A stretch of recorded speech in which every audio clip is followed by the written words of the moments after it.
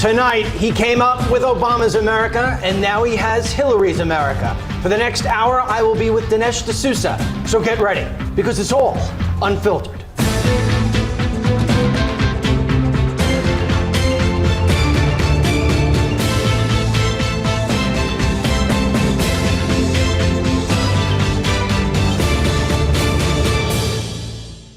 Hello, I'm Dennis Michael Lynch, and I thank you for joining me this evening.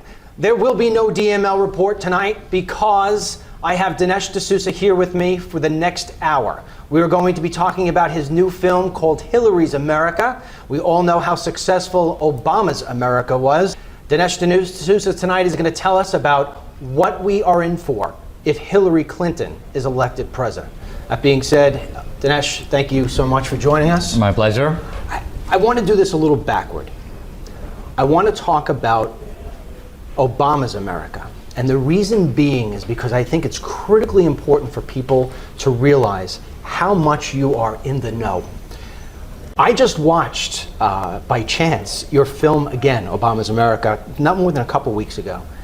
And watching it for the second time, it's astonishing how right your predictions have come out to be.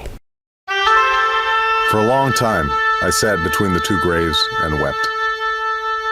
The pain I felt was my father's pain. My questions were my brother's questions. Their struggle, my birthright.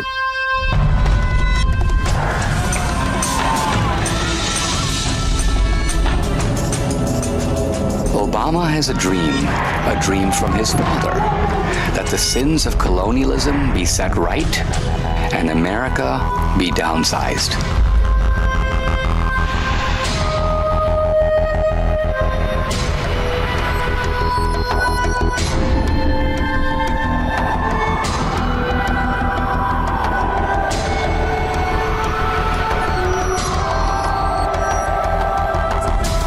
It's been a long time coming, but tonight, because of what we did on this day, in this election, at this defining moment, change has come to America.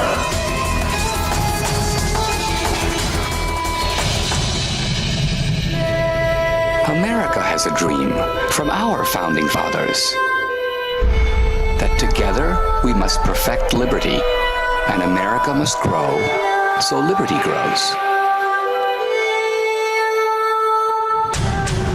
Which dream will we carry into 2016?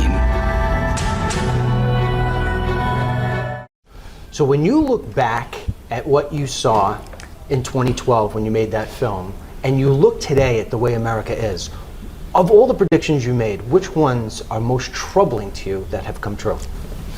Well, in that movie, we tried to get to the soul of Obama, to kind of get to how he thinks about the world. And I identified his ideology as anti-colonial, as something derived from his father. The notion that America is a force for oppression in the world. This is what Obama believes. And as consequently, he views his job as one of shrinking America's power and influence. Now, out of that came several predictions. One was that Obama would continue to be a big spender, in a sense eroding our national treasure, doubling the national debt. That has happened. Number two, Obama would try to colonize industries of the private sector, bring them under the rod of government control. We've seen that happen in healthcare, in finance, with banks, insurance companies. Obama will undermine our allies and help our enemies. This is a wild prediction because you elect a president to protect America's interests. But you can just look clinically around the world. Our allies, Mubarak in Egypt, he's gone. Gaddafi wasn't an ally, but he was working with us since the Iraq War. He's gone. Our enemies, Assad in Syria, he's fully in power. The mullahs in Iran, they're stronger than ever. So it is simply empirically verifiable that Obama has actually achieved this result. ISIS did not really exist. Obama and Hillary come in, now we have ISIS. And we also said that the Muslims will begin to start creating this transnational, I called it the United States of Islam. Yeah. And if you look at ISIS, the Islamic State in Iraq and Syria, it's very clear that they are not only consolidating but bringing the battle to us here. So I think Obama, in a way, this demented man can be proud of his legacy. He said he would transform America, and he has transformed it in the direction that we said he would. So I feel I don't know if I'm proud to be vindicated because these are bad things to happen to America. I would rather have been proven wrong. Right. But I'm glad to see I made a film that called Obama right. Well, one of the things that you said in the film, which I talk about here on the show all the time, is the fact that although he never met his father, he's influenced by his father, right? So when you describe, when you take a look at that, do you see any sort of person in Hillary's life that has that same sort of influence? In Hillary's life, I think it would have to be Alinsky. Now, an interesting thing about Alinsky is that conservatives tend to focus on the radical Alinsky. Alinsky wrote a book, Rules for Radicals. He's got all these recipes and so on for political activism. And that's one side of Alinsky, and it's a legitimate side. Ben Carson was alluding to that side when he talked about Alinsky dedicating his book to Lucifer. But in the movie, the new movie, Hillary's America, we focus on another side of Alinsky, which Alinsky himself talked about in the last year of his life. Alinsky talked about the fact that he was basically a thief and a gangster, kind of a mafia guy. Alinsky was a petty thief on the streets of Chicago. Then he got to the University of Chicago and he developed a kind of a, you almost call it a thievery scheme, to eat free in the cafeteria. Now, you know, I can see some poor slum kid figuring out a way to eat free, but Alinsky would have seminars on the topic. He'd put up signs, come and learn the Alinsky method for eating free without paying. And so you can almost see the beginning of community organizing occurring right there. This guy Alinsky is organizing ways to rip off the university. Later he gets in with the Al Capone gang. He admires their extortionist rackets. He doesn't like the fact that gangsters sometimes get knocked off. So he thinks, I'll take these ideas to politics. In politics, I can pull off extortion a la Jesse Jackson, but I won't get knocked off. And it's kind of amazing to think that Obama and Hillary are both influenced by this guy, who's obviously a thief and a bit of a mobster. Let's go back to Obama for a second. When you watch him absolutely, completely ignore for so long the rule of law, and then you see now what's going on with the cops and how it is that Black Lives Matter is not only emerging, but he fuels them. What inside him is driving that? Because to the rest of us, we look at this and say, why are you supporting these people?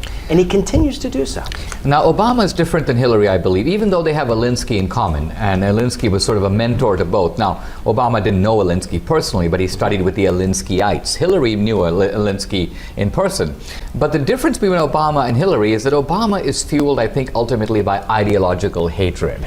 For Obama, he looks at America and he goes, how dare they? Not how dare we, but how dare they? Meaning, here's America, they have 5% of the world's population, but Americans enjoy 20% of the world's resources. America has 5% of the world's oil, but we use 25% of the world's oil. So he's thinking, this is unjust. These Americans are ripping off the rest of the world. It's my job, the great Obama, to set the ship of the world right side up. And that means diminishing America's power so that the other countries, Brazil, China, Russia, India, can come up. So I think Obama sees this as his, you may say, perverted destiny. Now with Hillary, it's not about ideology. It's about the Clintons. It's Bonnie and Clyde. It's a racket. And these two have been running this tag team show since the Arkansas days. It's all about them. They're sort of brokers of public policy, which is to say that they figure out how to do public policy and keep 10%. And they do this with domestic policy, they do it with foreign policy. And so Hillary's America, I think, is going to be a more gangsterish place. Now, before we get there, because we're going to talk about that in the next segment. If Hillary wins, and we have about a minute, what sort of role, if any, do you think Obama will play in her presidency? I think Obama, there's the only place for him to go from here is to become, in a sense, what he would see as the conscience of the world. Now, this is all pure grand illusion and posturing. He's actually a very petty man. He's a narcissistic guy. His favorite position is to look in the mirror. He's not the conscience of anything in reality. But he's a lot like his dad. His father had the same warped delusions. His father thought he was a super important guy. The future of Kenya depended on him. Complete nonsense. But Obama's the same. He lives in his own world. And I think he wants to be, if you will, even higher than the President of the United States. You may call him sort of the grand poobah of the universe, looking down on the rest of us and telling us what to do. He'd love to play that role. I think he will actually lapse largely into irrelevance, but that's what he'd like. All right, when we come back, we're going to be focusing in on the new movie and Hillary Rodham Clinton. What will Hillary's America look like? While Hillary Clinton was Secretary of State, the Clintons took hundreds of millions of dollars from foreign entities. Shame on you! Shame on you! She looked very menacing. I was really frightened. I didn't see any reason to keep them. The fact is, we had 4 dead Americans. What difference at this point does it make?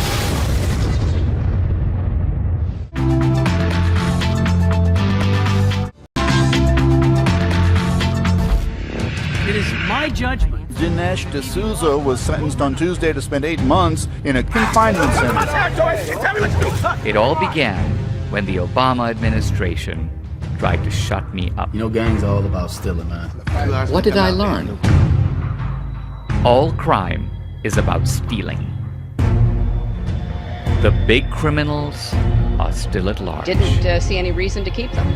The system doesn't go after them because they run the system. It's time to go behind the curtain and discover the soul of the Democratic Party. Explain what we just saw in that clip. Well, in that clip, you see me in the confinement center. This is a federal confinement center under the supervision of the Bureau of Prisons. And this was for my heinous offense of giving $20,000 of my own money to a college friend of mine who was running for the U.S. Senate in New York. I shouldn't have done it, but I did it without any corrupt motive, just to help a friend. And there's no one in all of American history who has been prosecuted, let alone locked up, for doing what I did. Typically, campaign finance law is to prevent corruption. So you're trying to buy office, you're trying to ultimately get some legislation passed, and so the money changes hands for that purpose. Nothing like that was involved here. So I believe I was selectively prosecuted by Obama in retaliation for making this movie 2016. And the reason I know that Obama was upset by the movie is he began to rage against me on a website, barackobama.com. And so I think I was stupid in committing this technical violation of the law, which gave them a pretext to go after me. Dennis Michael Lynch is also a conservative documentary filmmaker, the producer of They Come to America, and he spent time with Dinesh as their careers have crossed. Dennis, it's good to see you, and I know you believe that he may be a victim of political targeting here. Why? Absolutely. Film is the most powerful medium we have. You have a captive audience for 2 hours. So when you make a film that hits the president between the eyes and could shift an election, you become a target because you're not only a talking, but you're a visual, and you put that together. So I know I've lived through this with immigration reform. I mean, I help impact which way that's going to go by showing films that give you what you need to see. You do that, you become dangerous to the other side. When you're dangerous to the other side, you walk around with a target on your back, and that's what you're seeing. I tried to turn the lemon into lemonade by learning from this experience and then putting it into this film, the new film, and basically using it to widen my horizons in how I understand politics, not merely as a function of ideas, two groups debating each other, but also as a racket, a kind of criminal racket. And of course, being with the hoodlums and sleeping in bunk beds with them, I learned something about gangs, about criminal rackets, about extortion, how you get money out of people. Excellent preparation for studying the Democratic Party.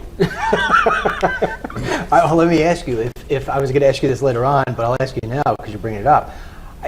If, God forbid, she wins, you afraid that you're going to have to, I mean, I'm sure you haven't done anything else of the sorts, but I mean, are you afraid that she'll try to retaliate against you as well? You know, I have to watch my back, and I realize that I'm kind of on the front line. I think in some ways that's a safe place to be.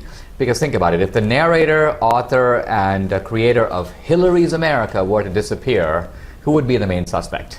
Well, I don't even mean to that end. I just mean to the end of, like, she will just try to make your life miserable. Yeah, and I expect, that is fully in character for the Clintons. Because they operate kind of in the Al Capone mode. They would like to be, I think if they had their way, unlike Obama, their goal is to be the mob boss of America. So if you think about Al Capone, what did Al Capone want in Chicago? He wanted the city to run at his behest and command. He wanted to loot the treasury. He wanted to give contracts to his buddies. He wanted his opponents and critics to be moved off stage, snuffed out, pushed away. And he wanted to walk into the Chicago Cubs stadium and have the whole crowd go, "Big Al, Big Al, Big Al." This is basically the cult-like ambition of the Clintons. Now, Bill's ambitions are more circumscribed, because I think if Bill has big meals, everyone thinks he's the greatest, he has women lined out the door, he's happy. With Hillary, it's a more tyrannical impulse. She wants to run everything. She wants to control everything. She'd love to run your life and my life. And so she's a scarier character to my way of thinking than Bill. So then, I guess the answer is that you expect that she will give you a hard time if she does get elected president. I think she will try to. Happily, we don't live today in India or Venezuela. My wife's from Venezuela. I think if we live in those countries, they're run by gangs. And I can't make this kind of a movie over there, because they'll just send gangs to the house to beat you up and break all your furniture and take your big screen TV. We still live in America. We still have fundamental rights. We still have separation of powers, checks and balances. Hopefully we'll maintain an independent judiciary. So there are protections here that I still count on. Look, when you take a look at the mainstream media, actually, if you even do the numbers, you take Fox News, you take Newsmax, you put us together, we don't even touch a fraction of what ABC, NBC, CBS, CNN, MSNBC, they all reach. So not the numbers of people who have to see a film like yours or have to hear the message that you give on something like this, we need to get it out there more. So what I want you to do is I want you to explain how this movie, if put in front of an independent, how this movie will influence them. Because I think ultimately, one thing I've always done, it's been very helpful with when I was doing my DVD program, is I would give out extras and I'd say, listen, you got to put this in front of a Democrat so they understand how bad immigration is. When they see it, they'll think differently. How does the person at home right now who's watching this, who's a conservative, what in that film is it that you say, you got to say this to your friends and get them to the theater? The film is very explosive because it challenges the central core basis of the whole Democratic Party. In this way, it's a much more destructive and it's a much more subversive film than Obama's America, because Obama's America was about one man. And that man was an outsider. And even for 8 years, his relationship with the Democratic Party is somewhat tenuous. Hillary comes right out of the progressive movement and right out of the Democratic Party. And the Democratic Party has a moral claim to rule. And that is, we Democrats, they say, have always been the party of the little man, the ordinary guy. We have been the party of women's suffrage and fighting for women's rights. We freed the slaves and fought for civil rights. We're the party of blacks. We fought for immigration. We're the party of Latinos. Now, we in the film expose that all of this is a big, fat lie. The Democrats have been the party that has been the deadly enemy of the ordinary guy. They have been the enslavers and segregators of blacks and lynchers of blacks. They have been the party that has blocked immigration and tormented the Hispanics and the Latinos. They fought women's suffrage tooth and nail for 25 years. They lost in Congress, and they fought it in the states where they lost again. So this is the actual history of the Democratic Party. Fast forward to this recent email scandal, and you see how the Democrats privately talk about blacks. When they talk about Hispanics, it's the Taco Bell gang, because they think of Hispanics as serving you in Taco Bell. They insult blacks, they insult homosexuals, they make fun of Bernie Sanders' religion. So they put up a big front out here, and in Philadelphia, all these squid-like cloud of rhetoric, but the reality of the party is somewhat different. So, if independents, if blacks, if Latinos saw this movie, the effect would be discombobulating, because it would show that all the stuff that they've been spoon-fed by the media and academia is wrong.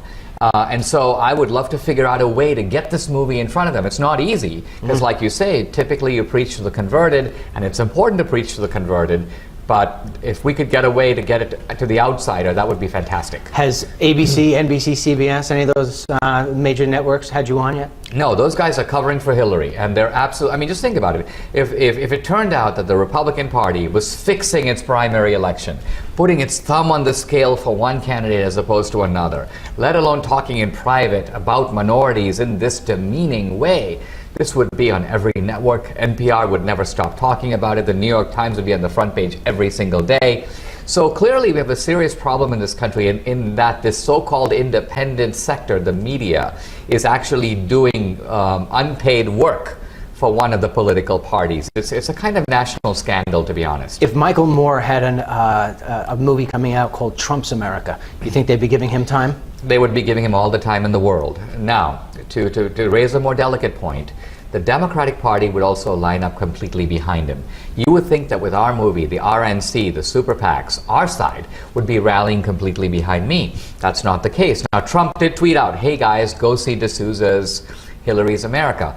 But apart from that, the RNC, we've not heard a word from them. The super PACs, we haven't heard. Now, those guys have resources. They could take this movie.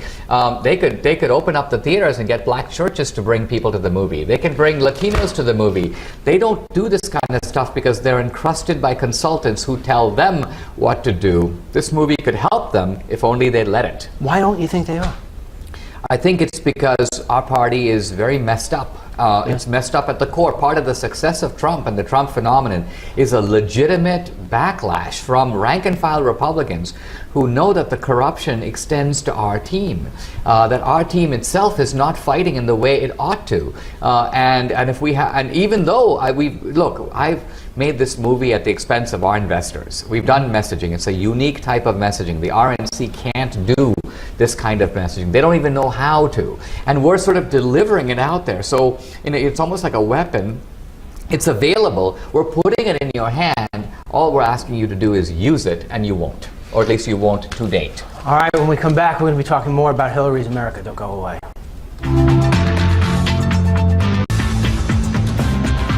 When a Secretary of State illegally stores her emails on a private server, deletes 33,000 of them so the authorities can't see her crime, puts our country at risk, lies about it in every different form, and faces no consequence, I know that corruption has reached a level like never ever before in our country.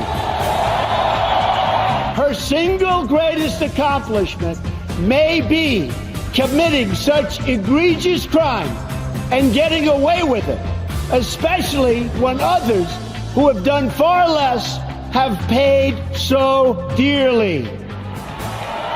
Picking up our conversation here with Dinesh D'Souza. You know, during the break, I'm thinking about how angry I am of what you just told me about the RNC. You know, I'm on vacation this week. I live 3 hours from this studio. I came in to do this with you for one reason, and that was because Hillary Clinton cannot be the next president, and we've got to take every resource that's out there and get it out there. I cannot for the life of me understand what has happened to the Republican Party. Who is to blame for this? Is this Paul Ryan? Is this the Koch brothers? Who is the person to point at? Well, I'm not sure about that, but let me say 4 years ago, we took the Obama movie and we had it independently tested with independent voters. And it turned out that independent voters went nuts over it, especially women and Latinos. Why? Because much of that movie was shot in the third world. And so all these Latinos were like, that's the world I know. This is, and the fact that I'm an immigrant, I'm brown-skinned, I'm non-white, I'm speaking from my experience. I mean, this resonated with these people. And so we went to Romney, we went to the super PACs, and we were like, look, we've got a movie. It's now coming out in DVD. Why don't you take DVDs and just drop them in the mailboxes of swing voters? You have their names and addresses. It'll cost pennies on the dollar. No, we're not interested. We figured it out. And then they would give you all kinds of nonsense like people don't like to watch movies anymore. Totally untrue. Or nobody changes their mind by watching 90-minute movies anymore. Make 90-second videos. One guy says, why don't you take the message of 2016 and make a 90-second video out of it? And I go, look, I'm a guy from India. You want me to convince the American people that Obama is an anti-colonialist? They don't even know what that is. In 90 seconds, are you out of your mind? I mean, I make 90-second videos. They're called trailers. So we know what we're doing. We reach a lot of young people. We reach a lot of people the Republican Party can't reach.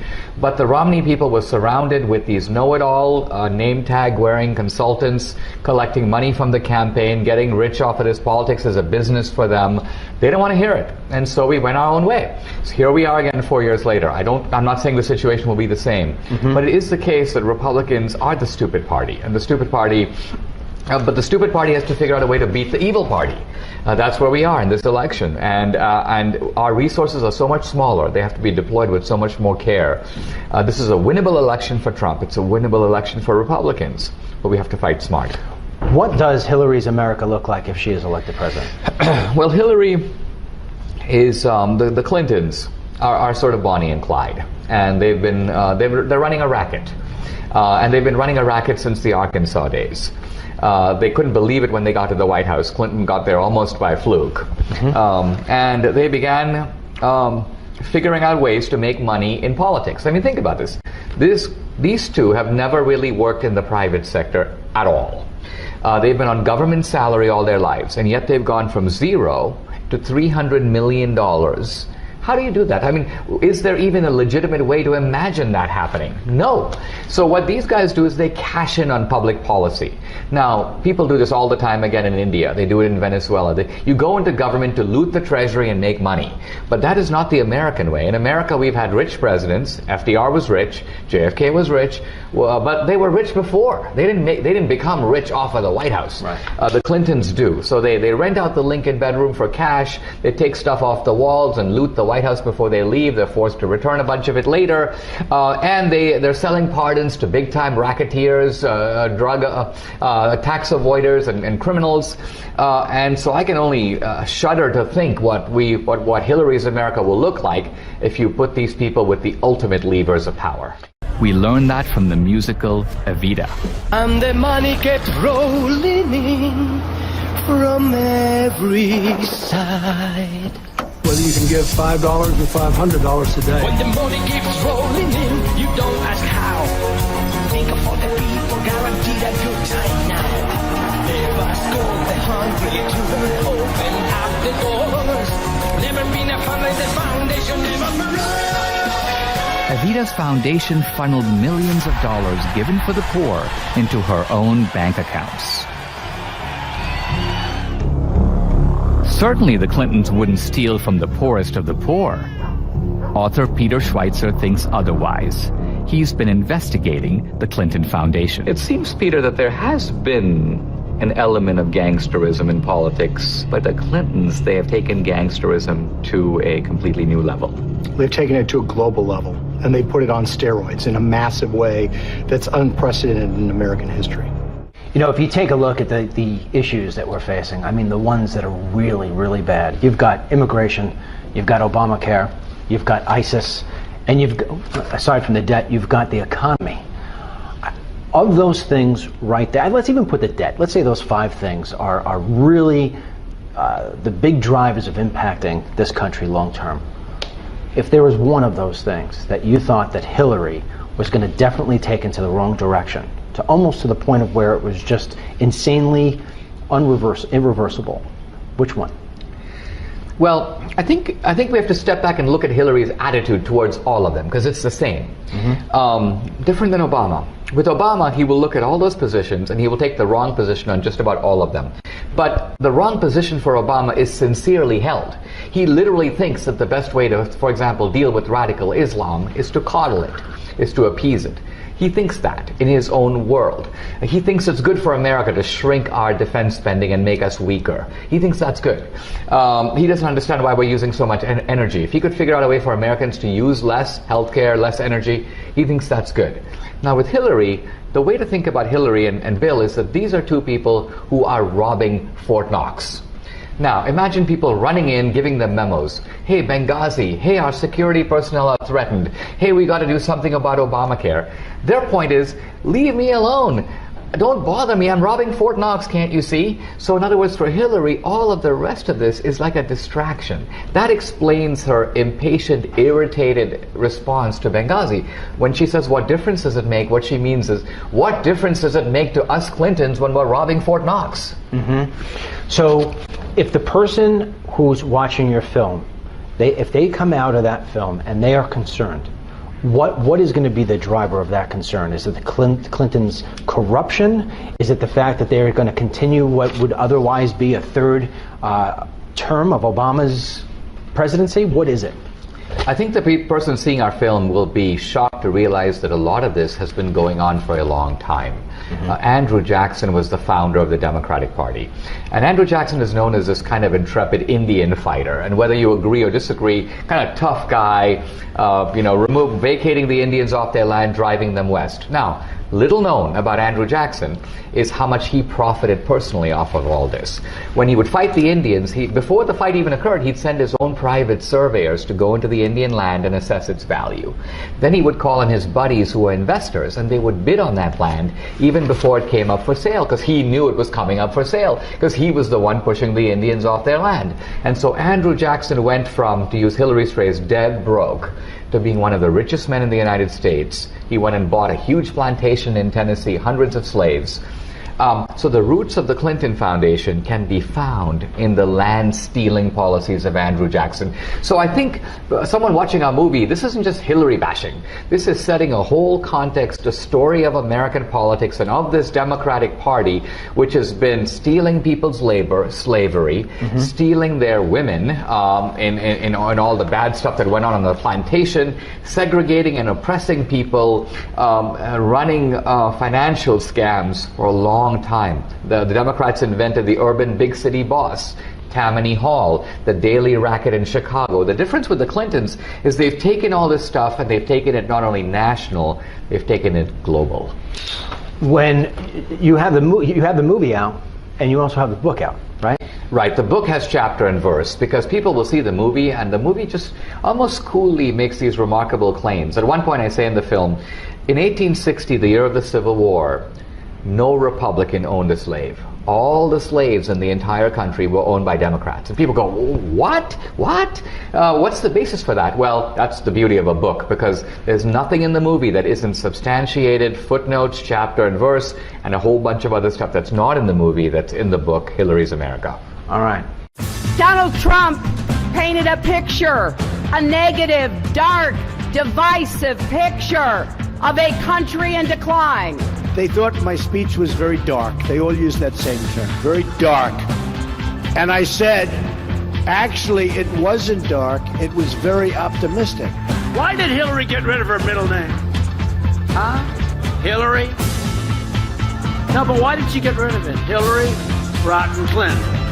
Rotten Clinton. Hillary Rotten Clinton, right? Maybe that's why. It's too close. No, it's too close.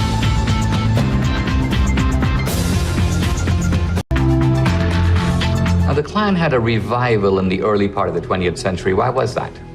Another fan of the KKK was none other than President Woodrow Wilson. Tell me about the screening of the film called The Birth of a Nation by D.W. Griffith. It was unfortunate for our country that the first movie ever screened in the White House was a racist movie by a racist Democratic president. The film led to the rebirth of the Klan in America.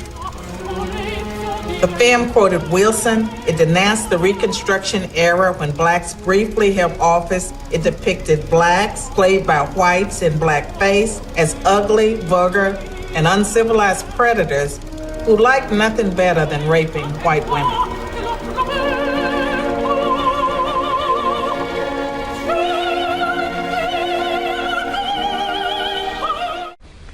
You're a Trump supporter, yes? Yes. Okay. How would you describe, in short form, the difference between Trump's America and Hillary's America? I think with Trump, he's clearly a patriot. He loves his country. Number two, he's unapologetic about wealth he's created. I wouldn't begrudge the Clintons if they actually created wealth, if they started a business, if they invented the iPhone. But they have acquired wealth without creating it, you might say. The other thing about Trump is he's politically incorrect. He's bold. He's brave. I like that. There are question marks about Trump. I mean, when you get someone who's an outsider, the advantage is they're an outsider. The downside is there are a lot of things you don't know about what they do. So to me, you have Trump. The Trump door has some question marks on that door. But the Hillary door is marked a known crook. Now, we've had crooks in American politics before. We find out they're crooks, we throw them out.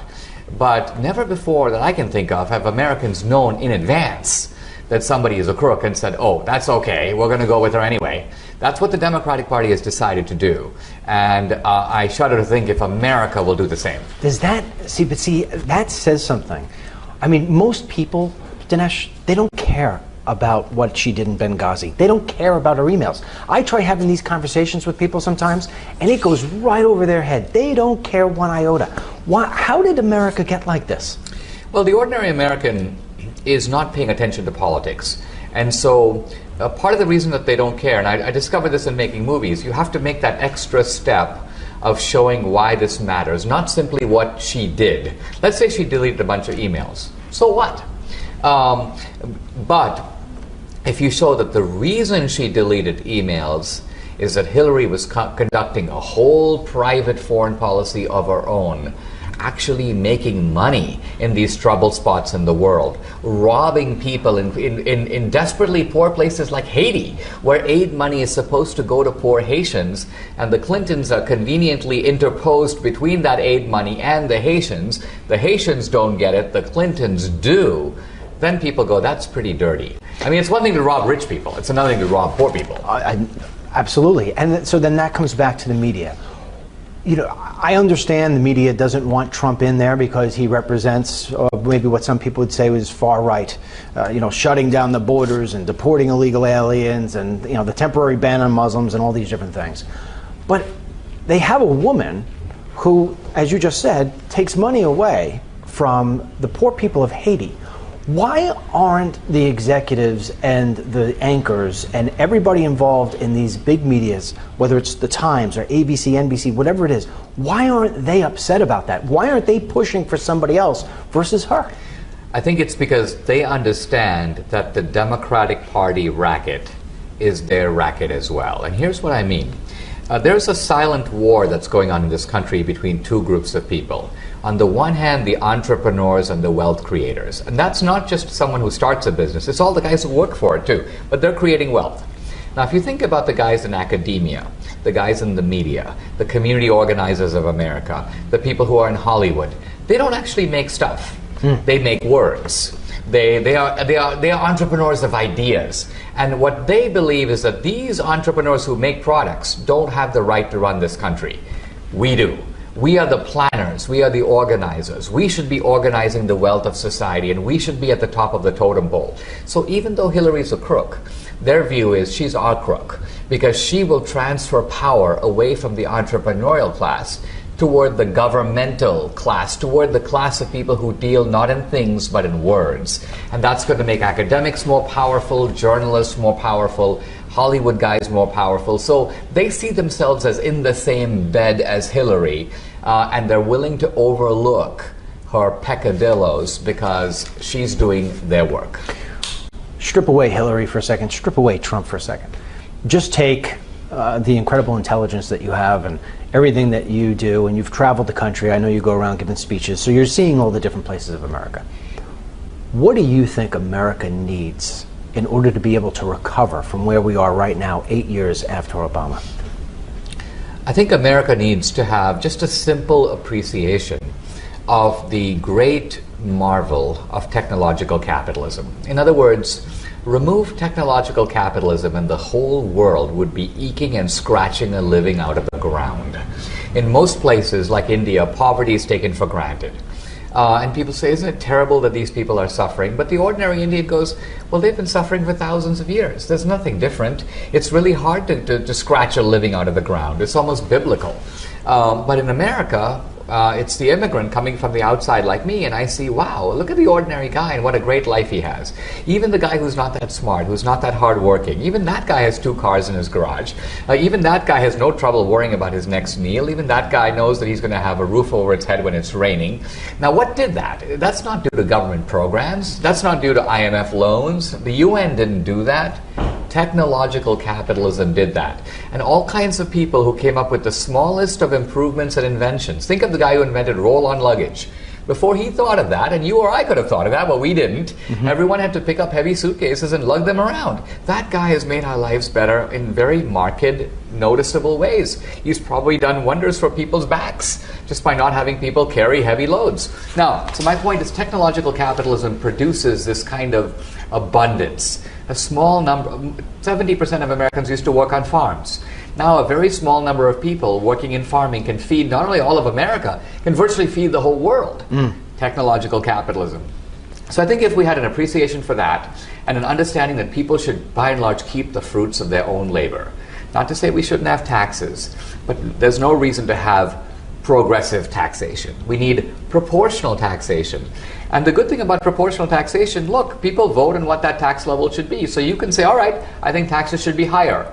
But if you think taxes should be higher, you're going to be raising your own taxes as well. You don't get to say, I think taxes should be higher on that guy and lower on me. That's the kind of corruption that has now woven its way into our democratic process. What about from a leadership perspective? Because I know your whole start in politics was with the Reagan administration. So you understand who Reagan was, the power of leadership that he exuded.